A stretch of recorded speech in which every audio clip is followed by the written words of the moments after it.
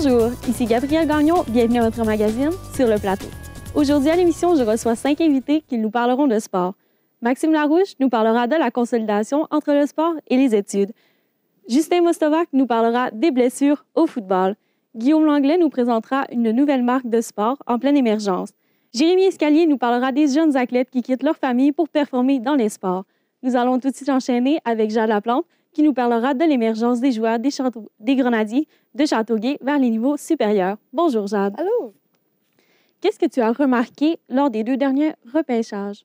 Lors des 2 dernières années de repêchage, il y a eu 4 joueurs issus de la même équipe midget 3A, soit les Grenadiers de Châteauguay, qui ont été repêchés. Cet événement-là fait juste prouver l'émergence de ces joueurs-là vers les niveaux supérieurs et l'encadrement des entraîneurs. Quel est le secret de l'équipe?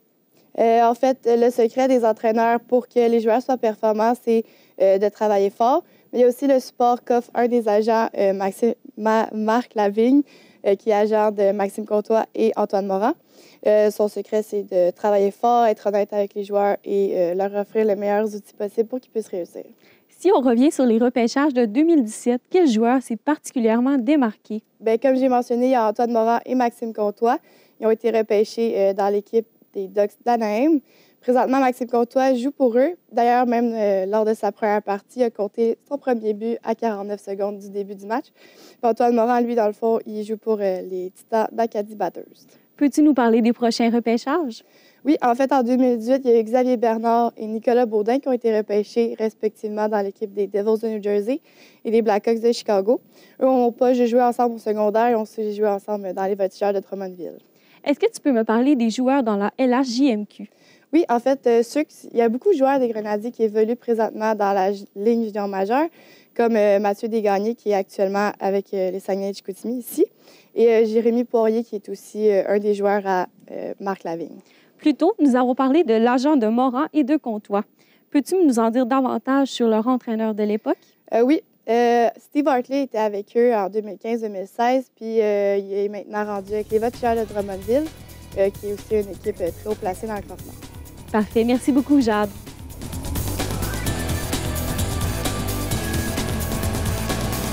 Je m'entretiens maintenant avec Jérémy Escalier qui s'est entretenu avec Maxime Lomont, un jeune athlète français. Bonjour, Jérémy. Bonjour. Est-ce que tu peux nous en dire un petit peu plus sur Maxime Lomont? Oui, Maxime, c'est un jeune volleyeur de 18 ans. Il évolue au pôle national France de volley.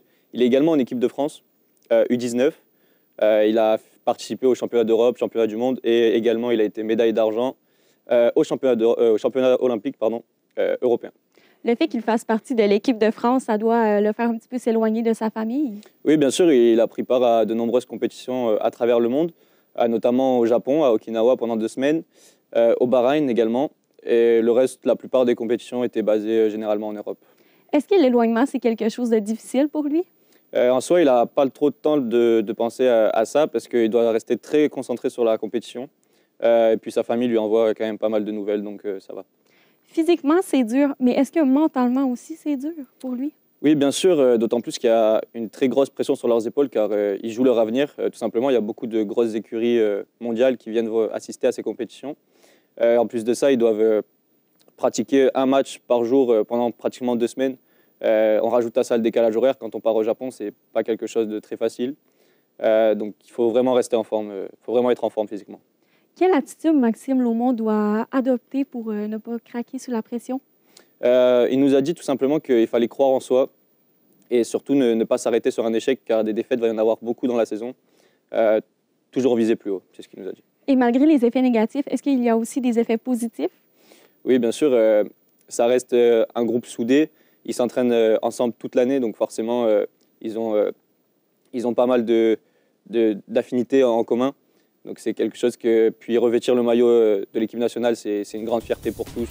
Ils sont très heureux de la situation dans laquelle ils sont actuellement. Parfait. Merci beaucoup, Jérémy.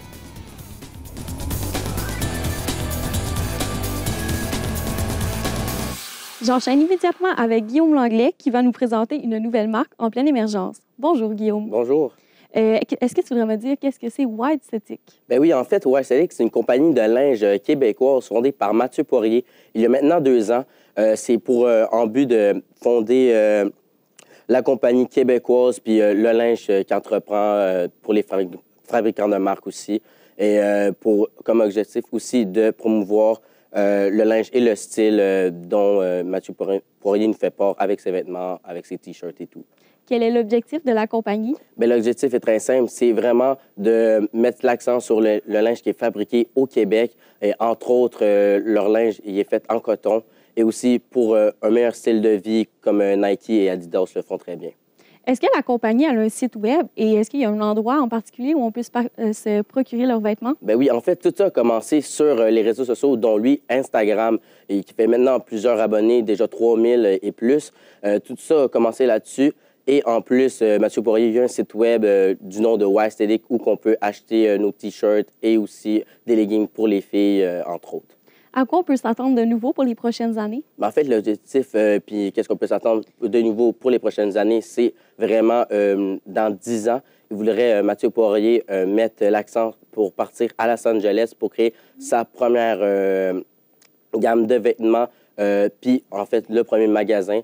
Et aussi, il y a un objectif d'ici 1 an de passer de 3 000 abonnés à 20 000 abonnés sur les réseaux sociaux pour vraiment promouvoir son réseau sur les plateformes d'Internet.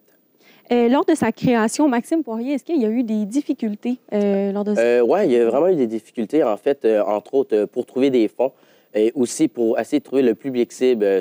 Ça n'a vraiment pas été facile, mais par la suite, je pense que ça a bien été. Parfait, merci beaucoup. Merci.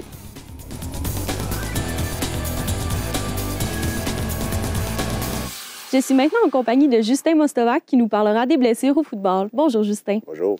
Qu'est-ce qui est de première importance pour éviter les blessures pour les athlètes? Eh bien, de première importance, c'est très important pour l'athlète de s'entraîner régulièrement. Il doit préparer son corps à recevoir les impacts qu'il recevra tout au long de sa saison de football. Ensuite, il y a l'alimentation qui joue un très grand rôle dans tout ça.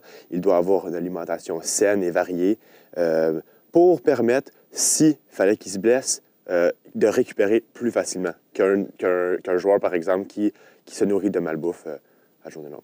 Quelles sont les blessures les plus fréquentes au football? Les blessures les plus fréquentes au football, c'est souvent les blessures minimes. Par exemple, des entorses ou des petites fractures, comme une fracture du doigt. C'est sûr qu'on voit des grosses blessures, comme des fractures des jambes, par exemple, mais ça, c'est vraiment beaucoup plus rare. Donc, je dirais que c'est les blessures petites et minimes qui sont les plus présentes. Que devrions-nous faire avant de s'embarquer dans un tel sport? Moi, je pense qu'avant de s'embarquer dans un tel sport, il faut vraiment avoir une grande discussion, une grande et longue discussion avec le joueur, avec l'entraîneur et avec les professeurs, pour la simple et bonne raison que on sait tous que dans un sport aussi grand que le football collégial, c'est sûr que ça va prendre une grande place dans ton école et tout ça. Donc, il faut vraiment avoir une bonne organisation. Il faut savoir quand aller s'entraîner, quand étudier et vraiment mettre l'école en premier plan. Donc, c'est ça. Et est-ce que le protocole des commotions cérébrales est bien utilisé? Oui, je dirais oui qu'il est bien respecté, utilisé.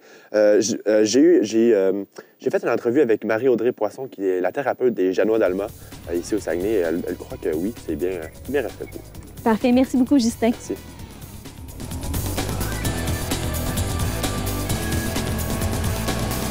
Finalement, à l'émission, je reçois Maxime Larouche qui nous parlera du capitaine des Foreurs, David Noël. Bonjour, Maxime. Bonjour, ça va bien? Oui, merci. Dans quel programme David Noël étudie-t-il? David étudie présentement en sciences de la nature au Cégep de Val-d'Or. C'est un programme qui est relativement rare chez les joueurs de la LHJMQ. Il m'a expliqué que c'était la première fois cette saison à Val-d'Or qu'il côtoyait d'autres joueurs de son équipe dans le même programme d'école. C'est un programme qui a un certain niveau de difficulté, mais il m'a mentionné que ça se faisait généralement bien avec 3 ou 4 cours par session.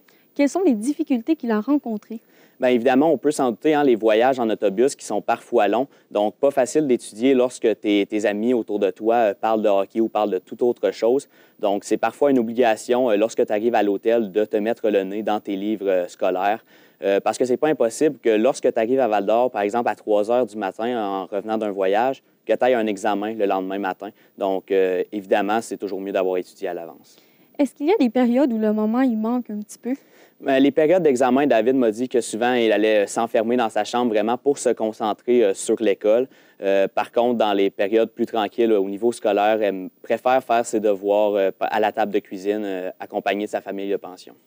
Est-ce que David Noël a des plans d'avenir? Oui, David aimerait ça se diriger vers le domaine de la santé. Il est conscient que ça nécessite beaucoup d'efforts et un excellent rendement au niveau scolaire. Par contre, il est prêt à les mettre, ces efforts-là. Il le fait présentement. Vraiment, le côté physio avec une équipe sportive ou encore, comme j'ai dit, le côté de la médecine, par exemple l'infirmier, ce sont vraiment des domaines qui l'intéressent. Et quelle est la clé du succès?